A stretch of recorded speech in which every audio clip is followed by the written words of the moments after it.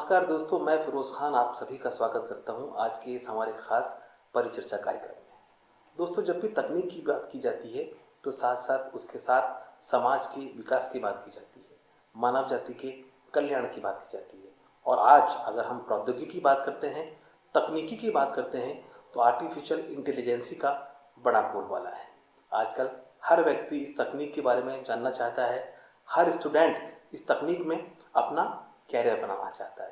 तो दोस्तों, आज के इस खास कार्यक्रम में हमारे साथ मेहमान जुड़े हुए हैं Shri Vaibhav Surana ji, executive director Compucom group of colleges से। साथ ही हमारे साथ मेहमान जुड़े हैं जतिन वर्मा, जो एक स्टूडेंट हैं और इन्होंने एआई बेस्ड एप्लीकेशन का इजाद किया है, उस पर काम कर रहे हैं। तो दोस्तों, आज की इस पूरी परिचर्चा में हम जानना चाहेंगे कि कृत्रिम बुद्धि या आर्टिफिशियल इंटेलिजेंसी समाज को किस तरह प्रभावित करती है और एक आम आदमी के लिए कृत्रिम बुद्धि यानी आर्टिफिशियल इंटेलिजेंसी है क्या। सबसे पहले हम बात करेंगे जतिन जी से। जतिन जी, बहुत बहुत स्वागत है आपका हमारे कार्यक्रम में। धन्यवाद सर।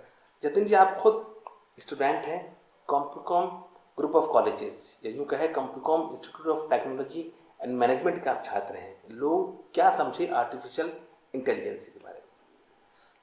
सिंपल शब्दों में आर्टिफिशियल इंटेलिजेंस को हिंदी में अगर बोला जाए तो कृत्रिम बुद्धि बोला जाता है उसको। यानी कि एक तरह की ऐसी इंटेलिजेंस, ऐसी बुद्धि जो कि इंसानों द्वारा बनाई गई है अपने जो डेली टास्क होते हैं, जो रिपीटेशन में टास्क होते हैं, उसको परफॉर्म करने के लिए या उसको इनहेंस करने के लिए जी।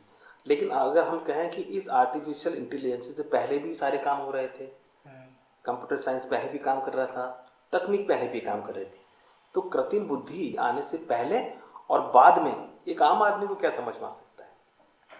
पहले क्या होता था कि फॉर एग्जांपल आपको अगर कोई भी फसल की जानकारी निकालनी है, आप कोई फसल बो रहे हो, उसकी जानकारी लेनी है, तो आपको एक एक जगह पे जाके आपको देखना पड़ेगा कि ये वाला सही है, ये वाला खराब है।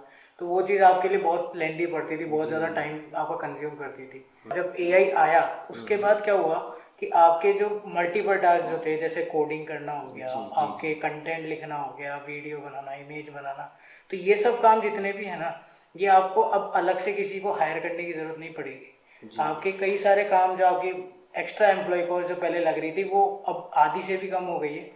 प्लस आपका जो टाइम लगता था, जो आपको 7 दिन में काम होता था, वो आज 1 घंटे के अंदर ही हो जा रहा है। बिल्कुल। तो ये चीज़ लोगों की लाइफ में जो, क्योंकि आज के टाइम पे ये रील्स शॉर्ट के ज़माने के अंदर 8 सेकंड का जो लोगों का रिटेंशन टाइम है, 8 सेकंड ज़्यादा किसी चीज़ पे टिकना ना, तो उसके हिसाब से तो लाइक लोगों का काम उनको चाहिए कि लाइक जल्द से जल्द हो जाए। वैभव जी से भी हम इस बारे में बिल्कुल बातचीत करना चाहेंगे और उनका क्या इनपुट है, वो क्या सोचते हैं, कितना महत्वपूर्ण है आर्टिफिशियल इंटेलिजेंसी आज की इंडस्ट्री के लिए। सर जतिन, तो पहले तो मैं आपको एक बधाई तो देना ही चाहूँगा कि आप एक स्टूडेंट लाइफ में रहते हुए भी ऐसी चीज़ शुरू कर रहे हैं। पहले भी जैसे गूगल इतने साल से चल रहा है, वो भी काफ़ी ह्यूमन की भाषा को आराम से समझ पा रहा था जी। तो लेकिन जितना मैं समझ पाता हूँ, वो ज़्यादातर एल्गोरिथम्स यूज़ करते थे अपने डेटाबेस सर्च को ऑप्टिमाइज करने के लिए। जी।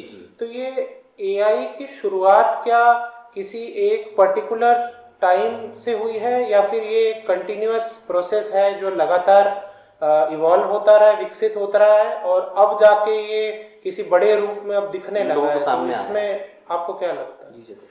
एआई कोई नया कंसेप्ट नहीं है, एआई शुरुआत से ही है। एआई आप अगर 2-4 एल्गोरिथम्स लिख दोगे तो वो भी एक तरह का एआई है। भले ही वो कोई बड़ा टास्क परफॉर्म नहीं कर रहा, लेकिन फिर भी वो एक एआई अपन कह सकते हैं उसको। तो एआई जो है ना, वो एक बहुत लंबा प्रोसेस है। लाइक जैसे गूगल लॉन्च हुआ था, तो जब वो इनिशियल डेज में लॉन्च हुआ था तो अपन कह सकते कि उसके अंदर एआई था, लेकिन उसको कोई एआई बोलता नहीं था, क्योंकि वो इतने बड़े टास्क करता नहीं था। क्योंकि आर्टिफिशियल इंटेलिजेंस का मतलब क्या हो गया कि वो एक काइंड ऑफ ह्यूमन का अल्टरनेटिव टाइप हो गया। ह्यूमन जो day to day multiple task, repetitive task करता है, उसका अल्टरनेटिव हो गया एक तरीके से। तो गूगल का तो सीन ऐसा है कि लाइक वो टाइम के साथ इवॉल्व हुई ये चीज़, और अभी कुछ टाइम में जैसे चैट जीपीटी जो आया, उससे लोगों को बहुत ज़्यादा पता चलने लग गया, लोगों के काम आसान हो गए, तो लोगों को बहुत ज़्यादा नॉलेज आने लग गई कि अच्छा एआई जैसी भी चीज़ होती है। जबकि ओपन एआई 10 साल पुरानी कंपनी है, वो तब से काम कर रही है, लेकिन लोगों को पता ही नहीं था। क्योंकि ये चीज़ है ना, ये एक साथ नहीं बनता है। लाइक एआई ऐसा नहीं कि जैसे आज मैंने कुछ किया तो कल ही आ गया एआई बन के, ऐसा नहीं। ये एक सिस्टमेटिक प्रोसेस होता है, टाइम के साथ इवॉल्व होती चीज़ें। जैसे आज अगर मैंने कोई एआई मॉडल बनाया तो मुझे उसको कम से कम बनाने में, अगर एक बेस मॉडल बनाने में भी मेरे को कम से कम 30 से 40 दिन लगेंगे। और फिर उसके बाद भी मेरे को उसको कंटिन्यूस अपडेट करता रहना पड़ेगा। जैसे या तो मैं डेली बेसिस पे उसके अंदर डेटा अपडेट करता रहूँ ताकि एक्यूरेसी मेरे मॉडल की मेंटेन रहे। तो वही ये बहुत लेंदी प्रोसेस रहता है। अभी हाल ही के दिनों में काफ़ी एआई बेस्ड एप्लीकेशन मार्केट में उपलब्ध हैं और हर कोई उसे यूज़ करना चाहता है। इंडस्ट्री के लिए यूज़ हो रही है, एंटरटेनमेंट के लिए यूज़ की जा रही हैं, एजुकेशन में यूज़ की जा रही हैं। तो हम आपसे ये जानना चाहेंगे कि व्हाट आर दोज गैप्स, यूँ कहें वो, और विजन्स क्या थे आपके पास कि मुझे जो एप्लीकेशन हम यूज़ कर रहे हैं इसमें शायद इन चीज़ों की अभी भी कमियां हैं, या मेरी जो एप्लीकेशन है वो शायद इन कमियों को दूर कर सकती है। क्या आप उस पर ज़रा प्रकाश डालना चाहेंगे दर्शकों के लिए? बिल्कुल। सो बेसिकली जैसे आपने बोला कि अभी जो गैप है मार्केट में, सबसे बड़ा जो गैप हमारे पास आया था जी, वो था जितने भी एआई मॉडल अवेलेबल है उनको हम ट्रेडिशनल एआई मॉडल बोलते हैं। ओके, तो वो एआई मॉडल जो भी हैं वो क्या करते हैं कि लाइक उनके पास डेटा बहुत ज़्यादा अमाउंट में नहीं है। ओके, तो उस हिसाब से वो जितना उनके पास डेटा उस हिसाब से वो आंसर देते हैं। तो वो उनके अंदर एक्यूरेसी की कमी है, पहली चीज़। दूसरी चीज़, उनके अंदर कैपेबिलिटीज़ की कमी है। कैपेबिलिटीज़ कैसे? लाइक अगर आज मैं कोई एआई को टास्क असाइन करता हूँ तो वो कंफ्यूज हो जाता है। जैसे अगर चैट जीपीटी का एग्जांपल लें तो चैट जीपीटी को आपको प्रॉम्प्टिंग आना बहुत ज़रूरी है। आपको मल्टीपल प्रॉम्प्ट्स डालने पड़ते हैं कोई भी आपका डिजायर्ड आउटपुट निकालने के लिए। तो वो एक इशू है, वो समझने में कमज़ोर है, वो कैपेबिलिटीज़ में है। प्लस तीसरी चीज़ कि वो कॉम्प्लेक्स टास्क को परफॉर्म नहीं कर सकता बिल्कुल भी, बिकॉज उनके पास पैरामीटर्स की कमी है, उनके पास डेटा की कमी है। तो वो जितने भी बड़े टास्क हो गए, फॉर एग्जांपल जैसे जो अभी के टाइम पे सुपर कंप्यूटर्स करते हैं, रिसर्च टास्क हो गए या फॉर्मुलेशंस हो गए, तो वो चीज़ वो नहीं कर पाता, उनके अंदर कैपेबिलिटीज़ नहीं है उस चीज़ की। तो हमारे लाइक अभी जो हमने मॉडल बनाया तो उसके अंदर हमने इन सब चीज़ों का ध्यान रखें। तो इन ये सब जो भी आपने डेफिशिएंसीज बताई, इन सबको फुलफिल करने के लिए आपने अपना जो एप्लीकेशन क्रिएट किया है, जिससे हम आपको, सर ने आपको मुबारकबाद दी कि आप बहुत छोटी उम्र में बहुत अच्छी एप्लीकेशन बना रहे हैं। इनकी एप्लीकेशन का जो नाम है परम वृक्ष है। तो जो परम वृक्ष है उसमें आपको इन सारी डेफिशिएंसी को दूर करने के लिए आपने क्या डेटाबेस क्रिएट किया और क्या क्लेम करते हैं आप उस एप्लीकेशन के लिए? ठीक है, तो बेसिकली परम वृक्ष एआई मॉडल का नाम है हमारे। तो हम लोगों ने 3 नई टेक्नोलॉजीज का इन्वेंशन किया है इसको बनाते वक्त। जी, QNN, क्वांटिसाइज्ड न्यूरल नेटवर्क, एक तरह का यूँ कह सकते हैं जैसे इंसानी बुद्धि होती है ना जी, जो अपने दिमाग के अंदर न्यूरॉन्स होते हैं। जी, जी, तो जो न्यूरॉन्स का गुच्छा होता है, तो वैसे उस कंसेप्ट पे हमने उस टेक्नोलॉजी को बनाया है कि लाइक एक ह्यूमन ब्रेन की तरह वो काम कर सके, उस लेवल पे कॉम्प्लेक्सिटी पे काम कर सके। अच्छा, जैसे आपने कुछ उससे बोला या उससे काम कराया, तो अगर उससे कुछ गलती हुई है, आपने उसको कुछ फीडबैक दिया, तो वो उससे सीखेगा। हमको लाइक हमारे ऊपर डिपेंडेंट नहीं है कि हम कोई डेटा अपडेट करेंगे तभी वो अपडेट होगा। ओके, तीसरी चीज़, हमने क्वांटिसाइज ऑप्टिमाइजेशन टेक्निक बनाई है। इस टेक्निक के थ्रू हम लोगों ने जैसे मैंने आपको बताया कि वो आउटपुट को आपको लाने में बहुत मेहनत लगती है, बहुत ज़्यादा मल्टीपल प्रॉम्प्टिंग करनी पड़ती है। तो उसको सॉल्व करने के लिए हमने हमारा खुद का ऑप्टिमाइजेशन टेक्निक बनाया है, जिसने यूज़र ने इनपुट डाला कुछ भी, तो उसके एंड पे हमारे जो ऑप्टिमाइजेशन टेक्निक है वो एक्यूरेसी प्रोवाइड करता है, वो डेटा के अंदर उसको ऑप्टिमाइज करके आंसर को देता है। अच्छा, तो आपकी जो एप्लीकेशन है परम वृक्ष, वो इंडस्ट्री के किस किस सेक्टर के लिए कितना यूजफुल है और वो किस तरह लोग उसे यूज़ कर सकते हैं? तो पर्टिकुलरली हम कोई ऐसे पर्टिकुलर सेक्टर को टारगेट नहीं कर रहे, लेकिन हमारा हम जो क्लेम कर रहे हैं, जैसे अर्बन प्लानिंग हो गई, इंफ्रास्ट्रक्चर डेवलपमेंट बेसिकली वो चीज़ हो गई, फिर आपके बिजनेस प्रोसेसेस को सही करने का सिस्टम हो गया। जैसे आपके बिजनेस में कोई इशू आ रहा है कि फॉर एग्जांपल मेरी फूड चेन है और होटल चेन है और मेरा फूड वेस्टेज बहुत ज़्यादा हो रहा है, अच्छा, तो उसको मैं कैसे कम कर सकता हूँ, ये चीज़ हो गई। जो कि जैसे अपन सोचेंगे नॉर्मली तो टाइम लगता है बहुत ज़्यादा, तो वो आप जस्ट डालोगे और वो आंसर दे देगा आपको। अच्छा, फिर और लाइक जैसे हेल्थ केयर हो गया, आप जैसे मैंने बताया केमिकल फॉर्मुलेशंस हो गए, मेडिसिन फॉर्मुलेशन हो गई, रिसर्च हो गई, कोई नई टेक्नोलॉजी मेडिकल इंडस्ट्री में, है ना। और ऐसे कई सारी इंडस्ट्री, जैसे सॉफ्टवेयर डेवलपमेंट भी हो गई, एक अपना IT इंडस्ट्री हो गई, तो सॉफ्टवेयर डेवलपमेंट में भी ये बहुत मदद करेगा, क्योंकि इसके पास इतना अमाउंट ऑफ 1.12 क्वाड्रिलियन पैरामीटर्स पे हमने इसको ट्रेन करा है, तो लाइक उसके हिसाब से इस पे बहुत सभी लैंग्वेज, ऑलमोस्ट सभी लैंग्वेजेस का इसमें सपोर्ट है। तो अगर कोई डेवलपर आए और बोले कि मेरे को रस्ट में कोड चाहिए, रस्ट एक प्रोग्रामिंग लैंग्वेज है, उसमें मुझे कोड चाहिए, तो जस्ट उसको डालना है कि मुझे फॉर एग्जांपल 2 नंबर को ऐड करने का चाहिए या मेरे को 2 एरे को इनपुट करना है, तो बस वो डालेगा और उसका आउटपुट मिल जाएगा। तो अगर हम इम्प्लीमेंटेशन की बात से पहले अगर आपका थॉट ऑफ प्रोसेस की बात करें तो जतिन, वो वक्त वो समय क्या था जब आपको लगा कि you are student, you are in BTech, आप डिप्लोमा होल्डर भी हैं, उस वक्त आपके मन में क्या ख्यालात थे जब आपको लगा कि एक ऐसी एप्लीकेशन बनाई जा सकती है और उसका नाम परम वृक्ष रखा जा सकता है, वो थॉट प्रोसेस क्या था, वो क्या समय था जतिन? बेसिकली मैं जब ये मतलब बहुत पुरानी स्टोरी है जी।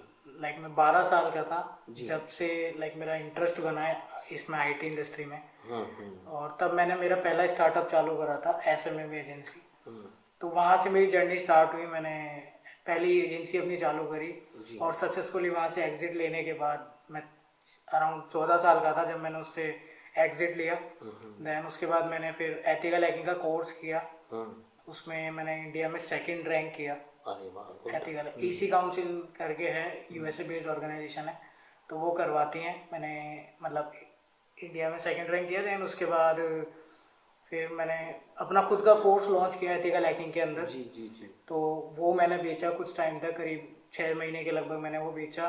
देन उसके बाद फिर मैंने कुछ टाइम का गैप लिया, मैंने खुद की डेवलपमेंट की, पर्सनल डेवलपमेंट की, अपनी नॉलेज इनहेंस की। जी। देन 2020 के अंदर मैंने एक व्हाट्सएप का कंपटीटर बनाया था, ओके, व्हाट्सइन मैसेंजर करके। ओके।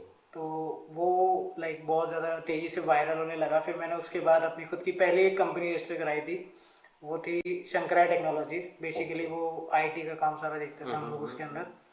अच्छा, एक चीज़ और बहुत महत्वपूर्ण चीज़ है जतिन इस तरह के प्रोजेक्ट्स के बारे में, आप जैसे कुछ लोग या कुछ और जो कंपनीज, छोटी कंपनीज हैं, वो फंडिंग की जो प्रॉब्लम है, यूँ कहें कि फंडिंग की जो अवेलेबिलिटी है, वो किस तरह मुहैया कर सकते हैं और उस प्रॉब्लम को आप किस तरह सॉल्व कर सकते हैं? बेसिकली अभी जो AI जो सेक्टर है ना, बहुत तेज़ी से आगे बढ़ रहा है, बहुत तेज़ी से। 33% का average year on year growth rate चल रहा है अभी इसका। सबसे तेज़ इंडस्ट्री जो ग्रो हो रही है ना, वो आर्टिफिशियल इंटेलिजेंस की इंडस्ट्री ग्रो हो रही है जी। तो जितने भी अभी जैसे सॉफ्ट बैंक हो गया, या मतलब जितने भी लाइक बड़े बड़े इन्वेस्टमेंट फर्म्स हो गई, वो क्या देख रही है कि AI जो है ना बहुत तेज़ी से ग्रो हो रहा है, तो उनको उनका पैसा मल्टीपल करना है। तो वो जितने भी एग्जिस्टिंग बड़े यूनिकॉर्न्स में उन्होंने इन्वेस्ट कर रखा है, तो वहाँ से पैसा निकाल के वो छोटे जो अर्ली स्टेज स्टार्टअप्स हैं या प्री रेवेन्यू स्टार्टअप्स हैं, उन सब में इन्वेस्ट कर रही है। तो AI के अंदर फंडिंग मिलना बहुत आसान है अभी के टाइम पे। तो आपको बस रीच आउट करना है। अगर आपके पास यूनिक आइडिया है, यूनिक कंसेप्ट है, या फिर आपके पास कुछ ऐसी चीज़ है जो कोई और नहीं दे रहा, तो आपको फंडिंग आराम से मिल जाएगी। ओके।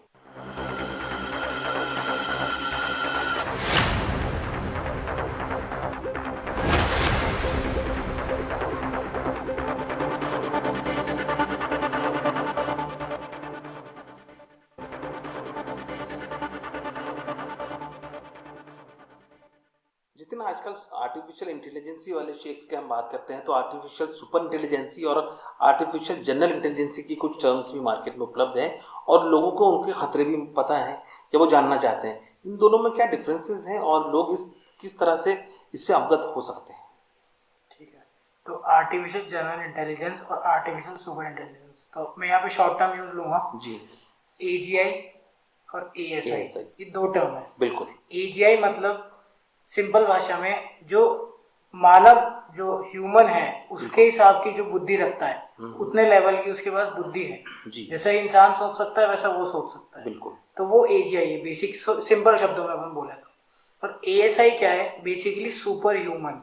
सुपर ह्यूमन जो होते हैं, जैसे कि वो एक्स्ट्रा एकदम सुपर इंटेलिजेंट हो गए, जो नॉर्मल ह्यूमन हो ही नहीं सकता जी। ह्यूमन के पास कैपेबिलिटीज ही नहीं उतना सोचने की। अपन एक टर्म में इसको कह सकते हैं गॉड थिंकिंग वाली कंसेप्ट में आ जाते हैं। ओके। तो वो ASI में आ जाता है। ओके। उसको बोलते हैं लाइक सुपर इंटेलिजेंस हो गई। जैसे एक सुपर ह्यूमन होता है तो उसके पास हर चीज एक्स्ट्रा होती है। जैसे उसके पास ताकत एक्स्ट्रा हो गई, उसके पास दिमाग तेज हो गया, या उसके पास सुंदरता ज्यादा हो गई। तो ऐसे टेक्निकल कैपेबिलिटीज में अपन कह सकते हैं कि ASI आगे रहता है AGI से। ठीक है। और अभी मैं आपको बताना चाहूँगा, जैसे AGI जो है ना, अभी कई हद तक जैसे कंपनीज क्लेम करती हैं, कई कंपनीज हैं कि बेबी एज हमने अचीव कर लिया जी। है। जैसे 3 साल के बच्चे की मेमोरी जो होती है उस लेवल का हमने आर्टिफिशियल इंटेलिजेंस, जनरल इंटेलिजेंस जो है वो डेवलप कर लिया। कई छोटी मोटी बड़ी कंपनीज हैं वो ऐसा क्लेम करती है, और हम जो क्लेम करते हैं वो है कि हमने ASI बना लिया, proper ASI, super intelligence. Okay. Because क्योंकि हमारे पास डेटा बहुत ज़्यादा है, तो हम लाइक हमारा जो मॉडल है वो प्रिडिक्शंस तक कर सकता है। ओके। हमारी जो प्रिडिक्शन एक्यूरेसी है वो 99.98% की एक्यूरेसी है। आपने एथिकल हैकिंग की बात की जतिन, इस तरह के जो एप्लीकेशन है including your Param Vriksh and all other application which are in the market now, उनके कहीं ना कहीं कुछ नेगेटिविटी कहें या यूँ कहें कि कुछ इंडस्ट्री में उसका दुरुपयोग भी किया जा सकता है या कुछ कर भी रहे हैं, उन सब चीज़ों से बचाने के लिए आपने अपनी एप्लीकेशन या कुछ और जो एप्लीकेशन मार्केट में है उसके बारे में अपने विचार बताएं। जैसे कि अभी एक फ्रॉड जीपीटी करके एक AI मॉडल बहुत सर्कुलेट हो रहा था मार्केट में, जिसमें वो क्या कर रहा था कि आपको बस उसको, जैसे चैट जीपीटी तो क्या है, बाकी सब तो क्या है कि वो आपको मना कर देंगे एज एन AI मॉडल में आपकी इस चीज़ में मदद नहीं कर सकता ऐसा करके। तो अभी जो एक फ्रॉड जीपीटी करके एक मॉडल था, एक बाइबल जीपीटी करके ऐसा, फ्रॉड बाइबल जीपीटी करके ऐसा, तो ये 2-3 मॉडल थे, $500 के बिक रहे थे मार्केट के अंदर। तो ये लोग क्या करते थे कि आपने इनपुट डाला कि मुझे इंस्टाग्राम किसी का अकाउंट हैक करना है, तो वो आपको सारे मेथड दे देगा। फिर आपको बस मेथड बताना उसको कि फॉर एग्जांपल मुझे फिशिंग करनी है, they will provide this examples. हाँ, मतलब उस चीज को रोकने के लिए AI में क्या वो एप्लीकेशन से वो इंपॉर्टेंट चीज है। ये पूरा हमारा कंसेप्ट जाता है हमारी ऑप्टिमाइजेशन टेक्निक पे। अच्छा। तो जो मैंने आपको बताया कि हम जैसे हमारा जो क्वांटिटाइज ऑप्टिमाइजेशन टेक्निक है उसमें हम लोग क्या करते हैं कि जो भी यूजर इनपुट करता है उसको पहले वेरीफाई करते हैं कि वो सेफ तो है ना, ह्यूमंस के लिए सेफ तो है ना, लाइक कोई इलीगल एक्टिविटी नहीं है, कोई लॉ के अगेंस्ट तो नहीं है। जितने भी मतलब कोई पर्टिकुलर कंट्री के लॉ हम नहीं देखते, वो जितने भी उसके बाद लॉ का डेटा सेट पड़ा है उसमें वो चेक करता है। अच्छा। और अगर वो अगेंस्ट किसी भी टाइप के लॉ के तो वो उसका आउटपुट देने के लिए मना कर देता है, नहीं तो फिर लाइक वो रेस्पॉन्स ही नहीं देता, बिल्कुल भी नहीं देता। मैं चाहूंगा वैभव जी इस बारे में एक प्रश्न करेंगे, क्योंकि डेटा सेट इतना बड़ा और उसको वेरीफाई करना इट्स नॉट सो इजी। मैं यही जानना चाह रहा था कि मतलब आप चाहे कितने भी लॉज पे उसको ट्रेन कर दें कि इस पे ये, लेकिन बड़े बड़े जज, सुप्रीम कोर्ट के जज चकरा जाते हैं लॉ को इंटरप्रेट करने में। और जब AI ही एक बहुत ही प्रारंभिक स्टेज पे, मैं तो कहूंगा कि इसकी पोटेंशियल और भी है, तो जब एक super human intelligence, actual human intelligence जो 40 साल से यही काम कर रहा है इंटरप्रेट करने का, वो पेच में फंस जाते हैं, तो कहीं ना कहीं कुछ ना कुछ लूप होल तो होंगे जो बड़े से बड़े मॉडल भी फंस जाते होंगे। तो इसका कोई एग्जाम्पल या फिर आपको लगता है कि इसको भी प्रिवेंट किया जा सकता है, या फिर क्या व्हेन इन डाउट तब just err on the side of caution की, मतलब अगर लग रहा है आपके ऑप्टिमाइजेशन टेक्निक को कि डाउटफुल हो सकता है तो क्या पूरी तरह ही मना कर दो, या फिर उस पर और भी कुछ ऑप्टिमाइजेशन, फर्दर ऑप्टिमाइजेशन कुछ होता है उस पर? तो हमने सिंपली 3 स्टेप का प्रोसेस बनाया हमारी ऑप्टिमाइजेशन में जी। पहली स्टेप में लाइक वो इनपुट लेता है, देन उसको सर्च करता है क्वेरी, फिर उसको लाइक पहले वेरीफाई करेगा कि है ना, मतलब सर्च से पहले भी एक स्टेप है कि लाइक वेरीफाई करेगा उसको कि जो उसने फॉर एग्जांपल कि मुझे एक मशीन गन बनानी है, ऐसा करके उसके अंदर उसने इनपुट डाला कि यूजर ने डाला I want to build a machine gun और a bomb, for example I want to build a bomb. अब उसके पास पता है, उसको पता है कि एक बॉम्ब कैसे बनाना, उसके पास ये डेटा भी है, लेकिन अब वो वेरीफाई करेगा कि बॉम्ब बनाना, कैसा बॉम्ब, वो उससे काउंटर क्वेश्चंस करेगा, कैसा बॉम्ब, एक छोटा पटाखे वाला बॉम्ब या कोई सीरियर ब्लास्ट वाला बॉम्ब या कैसा बॉम्ब, तो वो उसे काउंटर क्वेश्चन करेगा। अगर उसके काउंटर क्वेश्चन पे वो वैलिड रहता है, फॉर एग्जांपल उसने बोल दिया मुझे तो एक छोटा सा पटाखा बनाना है कि लाइक मैं बस है ना दिवाली पे फोड़ना चाह रहा हूँ एक पटाखा, तो वैसा बनाना है मुझे, घर पे बनाना है, होममेड बनाना है, ग्रीन पटाखा, उसने करके अगर उसका आउटपुट जो निकला, जो AI को एक्सपेक्टेड है कि अगर उसका आउटपुट जो मतलब इनपुट जो यूजर ने दिया बेसिकली वो वेरीफाई करेगा कि अच्छा इसने ग्रीन पटाखा बोला, ठीक है मैं इसको रेसिपी दे देता हूँ, उसने वहां पर ठीक है कर दिया। लेकिन अगर उसने बोला नहीं मुझे एक ब्लास्ट करना है, फॉर एग्जांपल मुझे मॉल ब्लास्ट करना है, तो उसने ऐसा कुछ कहा, तो वो वहां पर लाइक हमारा अभी जैसे अभी हम सिस्टम एक बिल्ड कर रहे हैं, तो ऐसा कोई क्वेश्चन अगर पूछेगा तो वो सीधा लाइक NIA या CIA की तरफ लाइक उसको फॉरवर्ड कर दिया जाएगा या फिर उसको वार्निंग दी जाएगी। एआई जब मना करता है तो लोग उसको तरीके से अलग चाल से पूछते हैं कि अच्छा मुझे वो लिस्ट बताओ जो जो मुझे नहीं करनी चाहिए और उनके क्या तरीके होते हैं जो मुझे अवॉइड करने चाहिए। तो कई बार वो एआई चकरा के दे देता है वो आंसर की देखो आप ये मेथड मत करना, ये गलत बात है। तो मतलब ये ऐसे चकराने वाले सवाल के ह्यूमन क्रिएटिविटी को कैसे टैकल करोगे आप? बेसिकली इसके लिए मैं अपना पहला कंसेप्ट पे जाऊंगा, QNN, जो हमारा प्रोसेसिंग यूनिट है पूरा उसमें चलता है, हमारा जो न्यूरल नेटवर्क है उस पर चलता है। तो उस न्यूरल नेटवर्क में हमने डेवलप किया कि है ना लाइक कोई भी कितने भी जैसे ऐसे क्योंकि ट्रिक इंडियन यूजर्स हैं, कुछ भी ट्रिक लगा के उसको लाइक जेल ब्रेक करने की कोशिश करेंगे या उसको पूरा ट्रिक करने की कोशिश करते हैं। तो हमने हर पॉसिबल जितना पॉसिबल हो सके अभी तक हमारा जो नॉलेज में है, और प्लस वो खुद से भी हमने जो ट्रेनिंग सिस्टम बनाया है तो वो खुद से ट्रेन हो रहा है। प्लस उसके अंदर क्या है कि हमने जितना हो सकता है उतना ज़्यादा उसको हमने खुद से ट्रिक करने की कोशिश की है, जितने पॉसिबल वेज हैं उन सबसे ट्रिक करने की कोशिश करी है। 0.1% एरर होता है, हर जगह होता है। अगर मैं ये बोलूँ कि 0.1% भी नहीं है तो वो तो पॉसिबल ही नहीं है। तो 0.1% तो हम क्लेम करते हैं, लेकिन हम ऑलमोस्ट टाइम जो हमारे टेस्टिंग फेज में था, जैसे हमने 1000 बार इनपुट करा था उसमें 98 बार तो एकदम जो रेस्पॉन्स देना चाहिए एक्चुअल उसको वही दिया। तो इसको ट्रेन करने में तो फिर भाषा का भी बहुत मतलब गूढ़ ज्ञान चाहिए, मतलब इंग्लिश और हिंदी। आप क्या सिर्फ इंग्लिश और हिंदी में ही आपका आउटपुट आता है या ट्रेनिंग सिर्फ इंग्लिश में करते हैं डेटा सेट की या और किसी भाषा में होती है? और ट्रेन में मेरा ख्याल है आप ही करते होंगे उसको, तो इसमें क्या इंग्लिश जानना भी बहुत ज्यादा इम्पोर्टेंट है कि इस तरह से ट्रिक किया जा सकता है, वर्ड प्ले ऐसे किया जा सकता है? बेसिकली हम लोग 7 जनों की टीम है, तो हमारी जो टीम है हम सब मिलके इस पे काम करते हैं।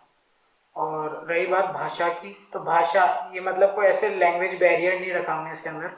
हम सभी लैंग्वेजेस में, जैसे अगर कोई एक प्रॉम्प्ट हम डाल रहे हैं फॉर एग्जांपल हेलो, तो हेलो हम सभी लैंग्वेज, जितनी भी लैंग्वेजेस हमारे पास अवेलेबल है हम सभी लैंग्वेजेस में डाल रहे हैं। तो जैसे आपने बोला कि नमस्ते, फॉर एग्जांपल हमने हिंदी में बोला नमस्ते तो वो हिंदी में ही आउटपुट देगा। आपने बोला बंगाली में कुछ भी बोला जो हेलो उसमें यूज़ होता है तो वो बंगाली में आउटपुट देगा। मराठी में बोला तो मराठी में आउटपुट देगा, गुजराती में बोला तो गुजराती में देगा, या आपने रशियन में बोला तो रशियन में आउटपुट देगा, या आपने फॉर एग्जांपल आपने जर्मन में बोला तो जर्मन में आउटपुट देगा। तो वो चीज़ हमने डेवलप की। मैं ये समझना चाह रहा था कि जैसे NLP वगैरह तो आपने सुना होगा, नेचुरल लैंग्वेज प्रोसेसिंग, जिससे ह्यूमन टाइप की भाषा का वो प्रोसेस करता है, बैक एंड में पार्स करता है, उसके टुकड़े तोड़ता है। तो वो वाला जो प्रोसेस है वो क्या ज्यादातर मॉडल और आपका मॉडल बैक एंड में इंग्लिश में ही करता है और फिर बाद में सिर्फ ट्रांसलेट करके आउटपुट इनपुट का करता है, या फिर आप बैक एंड में भी भारतीय भाषाओं को प्रोसेस करने की कोई योजना बना रहे हैं? बैकएंड में हमने हमारा जो सिस्टम बनाया उसमें हम बैकएंड में ही प्रोसेस करते सब चीज़ें। एक बैकएंड में जितनी भी लैंग्वेजेस हैं हम, क्योंकि फॉर एग्जांपल जैसे अभी गूगल की API मिलती है, गूगल ट्रांसलेट की जो API है वो मिलती है, तो हमने वहाँ से सारा डेटा सेट्स उठाए, उसको ट्रेन करा जितनी भी लैंग्वेजेस में हो सकता था। प्लस हम जितने भी लोकल डेटा प्रोवाइडर्स हैं, लैंग्वेजेस लोकल लैंग्वेजेस के डेटा प्रोवाइडर्स हैं, उन सब से हमने उनकी लैंग्वेजेस के डेटा सेट, कॉमन वर्ड्स हो गए, उन सब पे हमने परचेज किया, देन उस पर ट्रेन करा। तो ये एक सिंपल स्टेप हम यूज़ करते हैं कि हम जितना हो सके उतना डेटा को ले और उस पर ट्रेन करें। अब आप कॉम्प्यूकॉम इंस्टीट्यूट ऑफ टेक्नोलॉजी मैनेजमेंट के छात्र हैं, आने वाला समय आपके लिए बहुत महत्वपूर्ण है। 2-3 साल के आपका यहाँ एजुकेशन पार्ट होगा, आप क्या एक्सपेक्ट करते हैं यहाँ के इंफ्रास्ट्रक्चर से, यहाँ की फैकल्टी से, और वो भी आप अपना भविष्य तलाशते हैं? क्योंकि एक कॉलेज के लिए भी बहुत अच्छी बात है कि एक ऐसा स्टूडेंट जो इस उम्र में इतना अच्छा काम कर रहा है IT के क्षेत्र में, उसको अपनी तरफ से भी प्रोत्साहन दे। उसके बारे में आप क्या ख्याल रखते हैं? मैं तो बहुत सपोर्टिव हूँ, यहाँ के टीचर्स तो बहुत ज़्यादा सपोर्टिव हैं जी। लाइक मैं पहले डिप्लोमा जहाँ करता था वहाँ पे इतने सपोर्टिव नहीं थे टीचर, मैं यहाँ पे आया तो लाइक बहुत ज़्यादा सपोर्टिव हैं। जैसे पढ़ाई को लेके हो गया, या मैंने अपने आइडिया के बारे में शेयर करा टीचर से, तो बहुत ज़्यादा लाइक सपोर्ट करते हैं, शेयर करते हैं, फीडबैक्स देते हैं कि ऐसे ऐसे तुम इम्प्रूव कर सकते हो। प्लस है ना लाइक ऑफ टाइम में भी जैसे सपोर्ट चाहिए, कुछ स्कूल्स यहाँ हैं तो उसमें भी सपोर्ट करते हैं यहाँ के टीचर्स। तो मैं तो बहुत सेटिस्फाइड हूँ यहाँ कि टीचर्स बहुत ज़्यादा सपोर्टिव हैं आगे। चलिए, हमें उम्मीद है कि आप बहुत अच्छा काम करें, कॉम्प्यूकॉम कॉलेज आपको बहुत अच्छा प्रोत्साहन दे। आने वाले भविष्य में कुछ बच्चे इस क्षेत्र में अपना मुस्तकबिल, अपना भविष्य, अपना फ्यूचर तलाशते हैं और 12th के बाद हर बच्चा चाहता है कि बहुत अच्छा आर्टिफिशियल इंटेलिजेंसी या तकनीक के क्षेत्र में अपना भविष्य तलाशें। उन बच्चों के लिए आप क्या गाइडेंस करना चाहते हैं और उनको क्या राय देना चाहते हैं, क्या सलाह मुहैया कराना चाहते हैं आप उन्हें? सिंपल है, कैलकुलेशन। पहले तो मैथ्स में अपनी कैलकुलेशन अच्छी रखो, क्योंकि डेटा सेट्स पे काम करने के लिए आपकी कैलकुलेशंस अच्छी होनी चाहिए जी। उसके बाद आपको अगर इंटरेस्ट है तो ही इस फील्ड में आना, क्योंकि ऐसा कुछ नहीं कि एआई है तो आपको घुसना है इस फील्ड के अंदर। मैं कई लोगों को देख रहा हूँ आजकल कि बस एआई है तो 9-9 रुपए में कोर्सेज बेच रहे लोगों को पागल बना रहे हैं। बिल्कुल। और बच्चे ज्यादातर इन्फ्लुएंस वही 12th के 10th के बच्चे हो रहे हैं, वो इनकम का लालच देके उनको फंसा लेते हैं। तो वो चीज को देख के अगर इनकम देख के आना है तो बताओ, अगर इंटरेस्ट जेन्युइन इंटरेस्ट है एआई के अंदर तभी आना, और अपनी कैलकुलेशंस अच्छी रखना। अगर एआई के अंदर टॉप लेवल पे करियर बनाना, कैलकुलेशंस अच्छी रखना, अपना डेटा पे कमांड अच्छा रखना। कोडिंग में भी मतलब कोडिंग तो मस्ट है जी। कोडिंग आपको परफेक्ट आनी चाहिए, आपका डेटा स्ट्रक्चर क्लियर होना चाहिए पूरा आपका, आपका जो बेसिक आपको जिस भी लैंग्वेज में नॉर्मली अभी जो एआई पे हम यूज करते हैं वो पाइथन यूज करते हैं जी। तो पाइथन आपका अच्छा होना चाहिए। तो ये कुछ बेसिक स्टेप्स हैं जो आपको अगर आप कर लेते हो तो एक जूनियर आप एआई डेवलपर या इंजीनियर के बन सकते हो। चलिए दोस्तों, आज की इस हमारी खास परिचर्चा के कार्यक्रम में मैं बहुत बहुत शुक्रिया अदा करना चाहूँगा वैभव सुराणा जी का, हमारा एग्जीक्यूटिव डायरेक्टर। जतिन जी का बहुत बहुत मैं शुक्रिया अदा करना चाहूँगा कि आपने हमारे साथ परिचर्चा की और एआई इंटेलिजेंसी के क्षेत्र में जो भविष्य की संभावनाएं और जो इनकी खुद की एप्लीकेशन है परम वृक्ष के बारे में उन्होंने बताया। आज के इस खास कार्यक्रम में बस इतना ही। अगली बार फिर हाजिर होंगे एक नई परिचर्चा को लेकर, कुछ नए गेस्ट को लेकर। तब तक फिरोज खान को दीजिए इजाजत। नमस्कार।